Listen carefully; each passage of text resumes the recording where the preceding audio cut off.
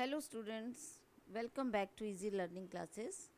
आज इस वीडियो में हम पढ़ेंगे चैप्टर द एड्रेस। ये हमारा चैप्टर 2 है स्नैपशॉट का।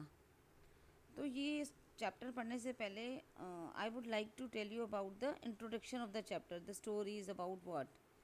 तो ये जो स्टोरी है एक यंग गर्ल की है जो अपने घर आती है वापस, कब, वर्ल्ड वॉर के बाद, और अपनी फैमिली का जो सामान था, बिलोंगिंग्स थी, उनको लेने के लिए। तो वो एक एड्रेस पे जाती है, अपनी मदर, उसकी मदर ने जो एड्रेस दिया था उस एड्रेस पे जाती है और इस उम्मीद में जाती है कि शायद वो चीज़ें जो उनकी थी वो उसको वापस मिल जाएगी। लेकिन जब वो वहाँ पर जाती है जिसको दिया गया था संभाल के रखने को, तो वो उसको मतलब उसको वहाँ पे जाके ये लगता है कि वो फर्नीचर, यूटेंसिल्स, उन सब की वो वैल्यू नहीं है। तो उन सब चीज़ों को देख के उसको पेनफुल रिमाइंडर ऑफ लॉस, यानी उसको बड़ा पेन होता है कि कैसे मेरी चीज़ें मेरे हाथ से निकल गई है।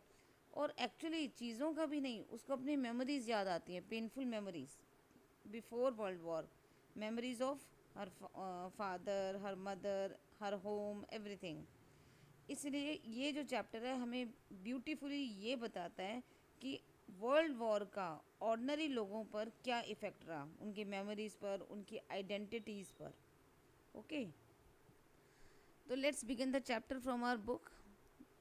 You can see this short story is the poignant account of a daughter. ये जो स्टोरी है एक सैड अकाउंट है, सैड स्टोरी है एक डॉटर की who goes in search of her mother's belongings after the war in Holland. जो अपनी मदर की बिलोंगिंग्स यानी मदर की जो से रिलेटेड जितनी भी चीज़ें थी उनकी तलाश में जाती है वर्ल्ड वॉर के बाद। वैन शी फाइंड दैम, जब उसको वो सारी चीज़ें मिलती है, the object evoke memories of her earlier life. वो सारी चीज़ें उसकी सारी मेमोरीज़ को लौटा देती है। However, she decides to leave them all behind and resolve to move on. However, हालांकि वो क्या करती है लास्ट में आके कि वो डिसाइड करती है, वो उन सबको छोड़ के आ जाती है और ये डिसीजन लेती है to move on in life, right. क्योंकि उन सबको देख के उसको अपनी मदर की बहुत याद आती है। ये स्टोरी हमारे वर्ल्ड वॉर में जब आपने देखा होगा, जर्मनी, फ्रेंच, ये सब थे, तो हिटलर का राज था, तो हिटलर ने बहुत सारी रिस्ट्रिक्शंस लगा दी थी लोगों के ऊपर। उसने फ्रांस के लोगों को भी पकड़, ज्यूश के लोगों को, जितने भी ज्यूश पीपल थे उन सबको पकड़ के वो कंसंट्रेशन कैंप में डाल रहा था। तो उनको भी ऐसा लगा कि अगर जो भी लोग थे वहाँ पे कंसंट्रेशन कैंप में डर की वजह से वो अपनी चीज़ों को संभाल संभाल के रख रहे थे कि वर्ल्ड वॉर के बाद अगर वो ज़िंदा बचे तो इन चीज़ों को यूज़ कर पाएंगे। ठीक है, चलिए चैप्टर स्टार्ट करते हैं। Do you still know me, I ask. अब वो नरेटर जो है वो पूछती है, क्या आप मुझे जानती हैं? स्टिल नो मी, आपको मैं आपको याद हूँ। The woman looked at me searchingly. अब उस वुमेन ने मुझे देखा कुछ ढूंढते हुए। She had open the door a chink. उसने अपना जो दरवाज़ा था, घर का दरवाज़ा, बिल्कुल थोड़ा सा खोला, chink. I came closer and stood on the step. मैं थोड़ा सा और पास आई उस लेडी के लिए और उनके घर के बाहर जो सीढ़ी थी जिस पर मैं खड़ी थी, एक स्टेप और चढ़कर। No I don't know you, नहीं मैं तुम्हें नहीं जानती। I am Mrs S daughter, मैं मिसिज एस की डॉटर हूँ। She held her hand on the door as though she wanted to prevent it opening any further. उसने अपना दरवाज़ा, उस लेडी ने अपना दरवाज़ा ऐसे पकड़ लिया जैसे वो ये चाहती थी उसको कि और ये दरवाज़ा और ना खुले, ये अंदर ना देखे।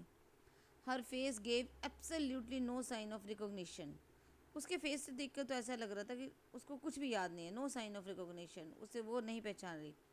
She kept staring at me in silence. वो चुपचाप मेरी तरफ घूरती रही, देखती रही। परहैप्स आई वॉज मिस्टेकन, मुझे लगा शायद मैं ही गलत हूँ। I thought perhaps it's not her, शायद ये वो लेडी नहीं है। I had seen her only once, मैंने उसको एक ही बार देखा था, fleetingly, and that was years ago. तो फ्लीटिंगली का मतलब फॉर अ शॉर्ट ड्यूरेशन, कि मैंने उस लेडी को ना एक ही बार देखा था, वो भी थोड़े से कम टाइम के लिए, शायद मुझे ही याद नहीं है। It was most probable that I had रंग द रॉन्ग बेल। मुझे ऐसा लगा शायद मैंने किसी गलत घर की बेल बजा दी। The woman let go of the door and stepped to the side. अब वो जो वुमेन है दरवाजे के साइड आ गई और साइड में खड़ी हो गई। थोड़ा सा और मुझे जब दिखाई दी वो, she was wearing my mother's green knitted cardigan. उसने मेरी मम्मी का ग्रीन कलर का कार्डिगन पहना हुआ था। The wooden buttons were rather pale from washing, और जो उस कार्डिगन पर बटन लगे हुए थे ना, वुडन बटन थे, वो शायद वो बार बार उसने बहुत पहना होगा, धो धो के उसके कलर फेड हो गया था wash. She saw that I was looking at the cardigan. उसने देख लिया, उस लेडी ने, कि मैं कार्डिगन की तरफ देख रही हूँ। And half hid herself again behind the door, और उसने अपने आप को आधा छुपा लिया दरवाजे के पीछे। But I knew now that I was right, लेकिन अब मैं समझ गई थी दैट आई हैड रंग द राइट बेल, कि मैंने सही घर की बेल बजाई है। Well you knew my mother, I ask, मैंने फिर पूछा। वेल आप मेरी मदर को जानती थी। Have you come back, said the woman, तुम वापस आ गई। I thought that no one had come back, मुझे तो लगा कि कोई वापस नहीं आया। यानी वो लेडी पहचान तो गई थी। इस लाइन से हमें ये पता चलता है कि have you come back, said the women. उस वुमेन ने कहा, अच्छा तो तुम वापस आ गई, मैं मुझे तो लगा कोई नहीं आया। उसको लगा कि जब वर्ल्ड वॉर हुई थी तो इनकी फैमिली, शायद इनकी फैमिली में से कोई भी नहीं बचा, कोई भी वापस नहीं आया। चलिए नेक्स्ट पेज पे आते हैं। अब हम थोड़ा स्पीड से करेंगे ताकि चैप्टर जल्दी जल्दी फिनिश कर सकें। तो उस गर्ल ने क्या कहा, ओनली मी, हाँ बस मैं ही वापस आई हूँ। अ door open and close in the passage behind her. अब जहाँ पे वो लेडी खड़ी थी ना, उस रास्ते के, मतलब घर के अंदर ही एक और दरवाज़ा खुला और बंद हुआ। अ मस्टी स्मेल इमर्ज, एक ऐसी मस्टी सी स्मेल आई। मस्टी स्मेल क्या होती है, स्टेल स्मेल, बड़ी ख़राब सी स्मेल वहाँ से आई, फ्रॉम उसी रास्ते से। I regret I can not do any thing for you.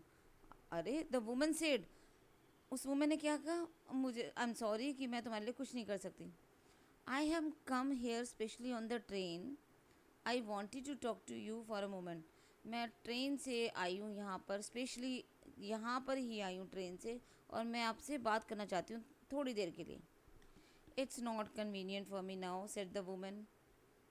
अभी मेरे लिए ठीक नहीं होगा, अभी मैं दैट मीन्स अभी मैं बात नहीं कर सकती, कंफर्टेबल नहीं हूँ। आई कांट सी यू, मैं तुमसे नहीं मिल सकती। अनदर टाइम, फिर कभी। She nodded and cautiously close the door as though no one inside the house should be disturb. अब व्हाट डिड शी से, उसने अपना सिर हिलाया और बड़ी केयरफुली दरवाज़ा फिर से बंद कर दिया। ऐसा लग रहा था जैसे अंदर वो किसी को डिस्टर्ब नहीं होना देना चाहती थी। I stood where I was on the step, मैं वहीं उसके घर के बाहर उस स्टेप पर खड़ी रह गई। The curtain in front of the bay window moved.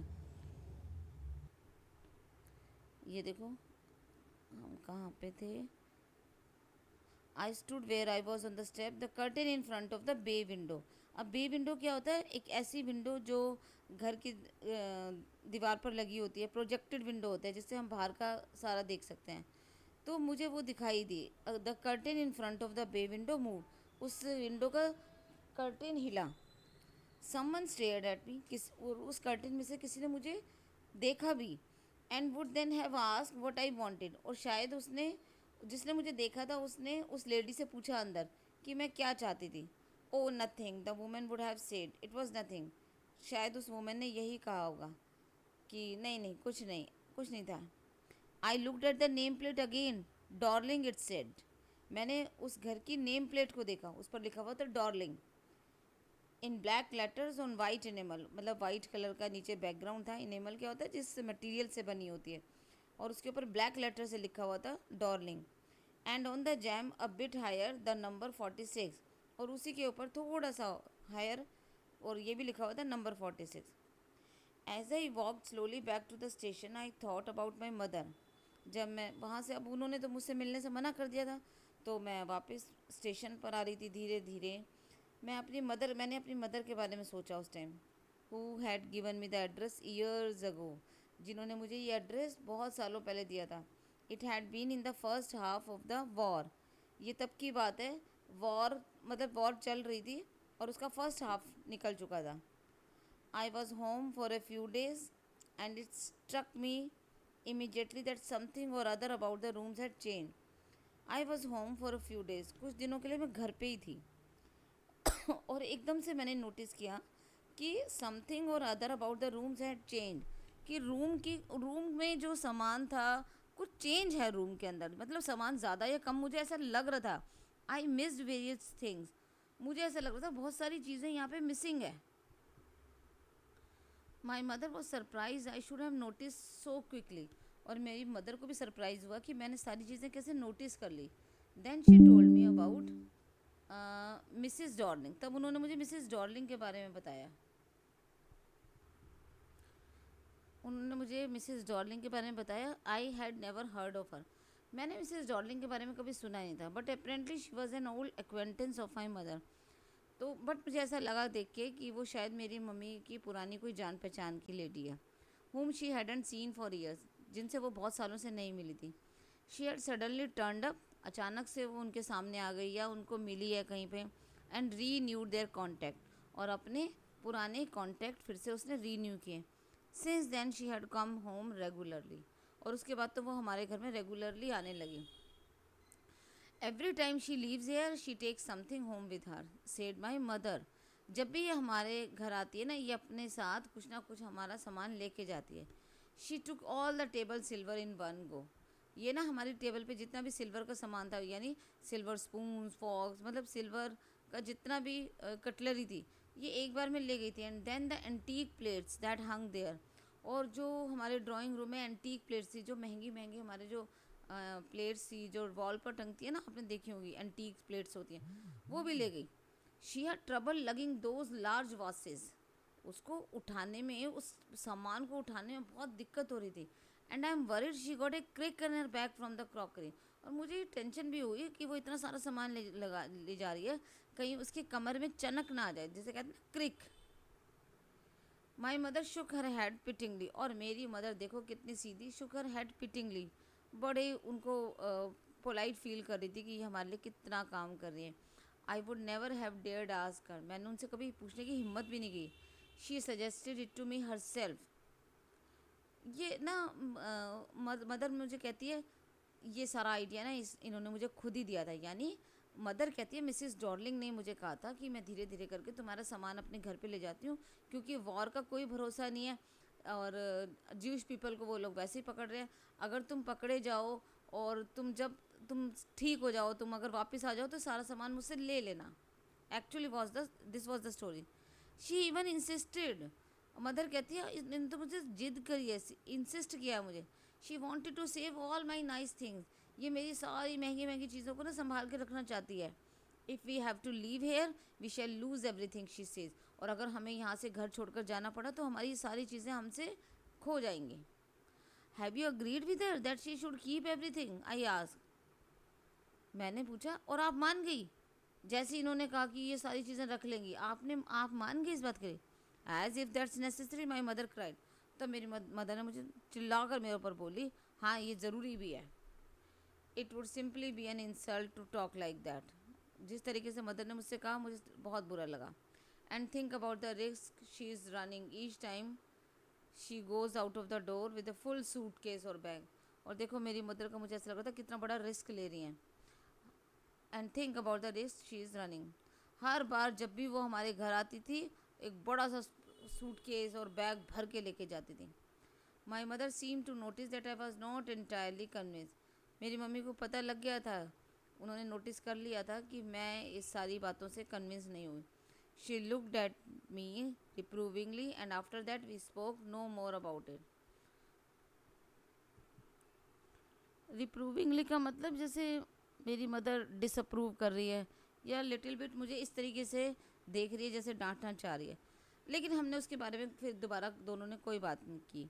Mean while I had arrived at the station, ये सारी बातें मैं सोचती हुई घर आ रही थी कि कैसे वो हमारे घर आया करती थी, सामान लेके जाती थी, आज वो मुझे पहचानने से मना कर रही है। अब ये सब सोचते सोचते जब मैं स्टेशन पर पहुंची, without having paid much attention two things on the वे, और रास्ते में मैंने, नरेटर यही कह रही है हमें कि जब वो स्टेशन पर पहुंची तो उसने जो रास्ते में चीज़ें आई, without having paid much attention to the things on the way, रास्ते में कुछ भी आया उसने ध्यान भी नहीं दिया क्योंकि वो अपने थॉट्स में बिजी थी। I was walking in familiar places again for the first time since the war, भाई वॉर के बाद मैं उन सारी फेमिलियर चीज़ों से निकल कर जा रही थी, जो चीज़ें रास्ते में आ रही थी वो उनसे फेमिलियर थी, और वॉर के बाद फर्स्ट टाइम वो फिर से देख रही थी उन्हें। But I didn't want to go further than was necessary, क्योंकि बट मैं आगे नहीं जाना चाहती थी उन्हें देखने के लिए, क्योंकि मुझे ज़रूरी नहीं लगा, क्योंकि इस टाइम वो लेट हो रही थी, उसकी ट्रेन ना छूट जाए। I didn't want to upset myself with the sight of streets and houses full of memories from a precious time. मैं अपने आप को अपसेट नहीं करना चाहती थी, दुखी नहीं करना चाहती थी। वो गलियाँ, वो घर जिनमें मेरी सारी यादें थी उस प्रीशियस टाइम की, उनको देखकर। In the train back I saw Mrs Darling in front of me again as I had the first time I met her. Train में बैठकर मेरे को फिर से मिसेस डॉर्लिंग का ध्यान आया, दिमाग में आई कि पहली बार मैंने उनको कब देखा था। It was the morning after the day my mother had told me about her. मैंने सुबह सुबह देखा था उनको, जब मेरी मदर ने उनके बारे में बताया था ना, उससे नेक्स्ट डे मॉर्निंग में देखा था। I had got up late, मैं थोड़ा लेट उठी थी, एंड कमिंग डाउन स्टेयर्स, और नीचे आ रही थी सीढ़ियों से। I saw my mother about to see someone out. मैंने देखा मेरी mother, I saw my mother about to see someone out, मेरी मदर किसी को बाहर की तरफ ले जा रही है। A woman with a broad back, एक वुमन जिसकी बैक साइड जो एरिया था काफ़ी ब्रॉड था। There is my daughter said my mother, वो मेरी डॉटर है। फिर मेरी मदर ने मुझे देखकर इशारा भी किया उसको, लेडी को, कि देखो ये मेरी डॉटर है। शी बेकन टू मी, उन्होंने मुझे गेस्चर किया, मतलब इशारा किया, जैसे वो मुझे देख के खुश हुई। The women nodded and picked up the suitcase, उन्होंने अपना सिर हिलाया, अपना सूटकेस उठाया हमारा, फिर से जिसके बारे में बता रही थी आपको। Under the coat rack, coat के अंदर कुछ छुपा के रख के ले जाने के लिए सूटकेस, ऐसे मतलब प्रिटेंड किया कि वो छुपा के ले जा रही। She wore a brown coat and shapeless hat, उन्होंने एक ब्राउन कलर का कोट पहना हुआ था और एक शेपलेस हैट थी। Does she live far away, मैंने पूछा कि ये काफ़ी दूर रहती है। I ask, seeing the difficulty she had going out of the house with the heavy case, क्योंकि मैंने देखा उनको बड़ी दिक्कत हो रही थी बड़ा हैवी सा सूटकेस बाहर ले जाने में। तब मैंने पूछा दूर रहती हैं। In Marconi Street said my mother, number 46, remember that, ये मार्कोनी स्ट्रीट में रहती हैं और 46 नंबर है, इस एड्रेस को याद रखना। तब मेरी मदर ने बोला था, आई हैड रिमेंबर्ड इट, मैंने इसको याद रखा, but I had waited a long time to go there, लेकिन बहुत टाइम लगा दिया मैंने वहाँ पर जाने में। इनिशियली आफ्टर द लिब्रेशन, भाई जब आज़ादी जब हम लोग आज़ाद हो गए थे इनिशियली, उसके बाद शुरुआत में I was absolutely not interested in all that stored stuff. पहले तो मैं इंटरेस्ट ही नहीं ले रही थी कि वो जो सामान हमारा है उसको कलेक्ट करने में। And naturally I was also rather afraid of it, और हालांकि मैं इस उन चीज़ों को फेस करने से भी डर रही थी। डर किस लिए, कि उसको अपनी पुरानी मेमोरीज याद आएगी, मदर याद आएगी जो अब इस दुनिया में नहीं। Afraid of being confronted with the things that had belong to a connection that no longer existed. तो वो यही बता रही है कि वो उस चीज़ से डर रही थी कि जब वो उन चीज़ों को देखेगी, कन्फ्रंटेड विद द थिंग जो, और वो सारी चीज़ें उस कनेक्शन की याद दिलाएंगी जो कनेक्शन अब एग्जिस्ट ही नहीं करता। That means the all the things would remind her of her mother, and her mother is no long now sorry, which were hidden away in cupboards, वो सारी मेमोरीज जो कबर्ड्स में बंद है, बॉक्सेस में बंद है, एंड वेटिंग इन वेन, और व्यर्थ में वेट करें, until they were put back in their places again, which had endured all those years because they were things. अब उसको लगा कि मैं उन सारी चीज़ों को जो कबर्ड में बंद, बॉक्सेस में बंद, वो इसलिए बाहर आने के लिए वेट कर रही हैं, अपनी जगह पर रखने के लिए। Which had endured all those years, which had endured all those years मतलब इतने साल उन्होंने टॉर्चर सहा है, बिकॉज देवर थिंग्स, क्योंकि वो थिंग्स हैं बस। ये थोड़ा सा लाइन समझने की ज़रूरत है हमें कि वो जो सारा सामान है, वही कह रही है कि मैं उन सारे सामान में इंटरेस्टेड नहीं थी। क्यों? क्योंकि वो उस लेडी ने उसने सोचा उस लेडी ने सारा सामान कबर्ड्स में, बॉक्सेस में बंद करके रखा होगा, और वो सामान भी बाहर अपनी वापस उसी जगह पर आने का वेट कर रहा होगा जहाँ वो पहले था, यानी नरेटर के घर में। ठीक है ये, but gradually everything became more normal again, लेकिन धीरे धीरे सब कुछ नॉर्मल हुआ। अब भाई जब उसकी फैमिली उससे छिन गई वॉर के बाद, उसकी मदर नहीं रही, उसके फादर नहीं रहे, फैमिली नहीं रही, और धीरे धीरे करके जब चीज़ें नॉर्मल हुई, bread was getting to be lighter colour, there was a bed you could sleep in unthreatened, a room with a view you were more used to glancing at each day. And one day I noticed I was curious about all the possessions that must still be at that address. I wanted to see them, touch, remember. But gradually everything मतलब धीरे धीरे सब normal होता गया. Bread was getting to be a lighter colour. That means the life and bread was quality of the life and bread was improving. Quality of the life was improving. आप अब मैं एक ऐसे रूम में थी जिसमें मुझे कोई डर नहीं था और जिसके व्यू बाहर से मैं अच्छे से देख सकती थी. और एक दिन मेरे दिमाग में ये आया, आई नोटिस कि मैं उन सब चीज़ों को फिर से टच करना चाहती हूँ, देखना चाहती हूँ, सारी यादें वापस लाना चाहती हूँ. इसीलिए वो मिसिज़ डॉर्लिंग के घर गई थी.